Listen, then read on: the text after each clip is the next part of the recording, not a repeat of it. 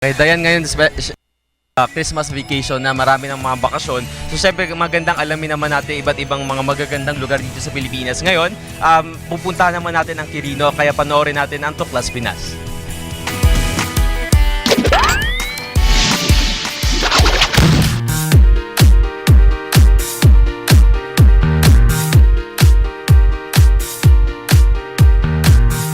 Good morning mga boss!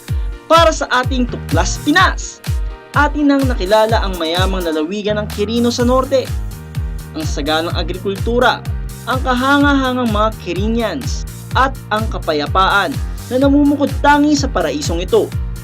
This time, para sa mga biyahero, muli naming binalikan ang lalawigang ito upang mas ipakilala sa inyo ang mga spots na hindi nyo dapat makaligtaan.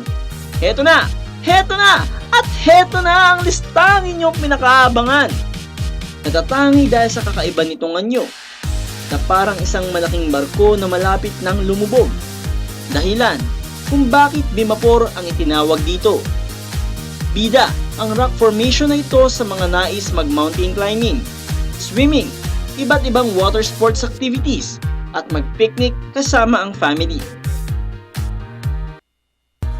Ikalawa sa ating listahan, ang challenging water activity but displays fantastic rock formations and crystal clear water.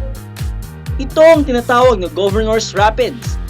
Gamit ang isang bangka na kasya ang 10 katao, sasabayan ng lakas ng agos ng ilog kung saan papasok ang thrill na kapag ang bangkero ay nagpabaya, siguradong sa isang iglap, ika'y malalaglag.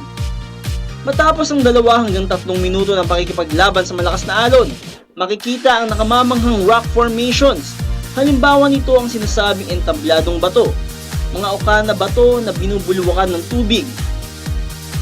Ang ilog dito ay ilang beses na binigyang parangal dahil ito ang most cleanest inland body of water sa Pilipinas. At for absolute relaxation together with your family, ang sikat na sikat sa bayan ng Madela ng Quirino, ang Madela Falls. Unang tapak mo pa lang sa lugar na ito, mararamdaman mo na ang sarap ng simoy ng sariwa at malinis na hangin. Makikita ang biyayang kalikasan dito. Paakyat pa lang, iyon na ang maririnig ang huni ng bagsak at ragasan ng tubig na galing sa tuktok ng talon. At upang makita, kinakailangan mo lang maglakad ng halos 3 hanggang 5 minuto. Matapos nito, babalandra ang natatanging kagandahan ng talon na kawiwilihan dahil sa linis at kinang ng tubig.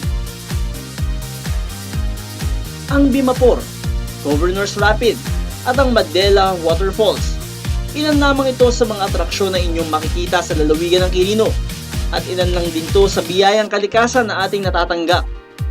Atin itong pangalagaan na sa paglipas ng panahon, ang susunod na henerasyon ay maaari ring mai-enjoy at malasap ang gandang taglay ng mga ito. O paano mga boss? Ano pang hinihintay nyo? Ngayong nalalapit na ang Pasko, abay tayo na at humanap ng kakaibang paraan upang buhayin ang espiritu ng pagkakaisa at pagmamahalan tuwing Pasko.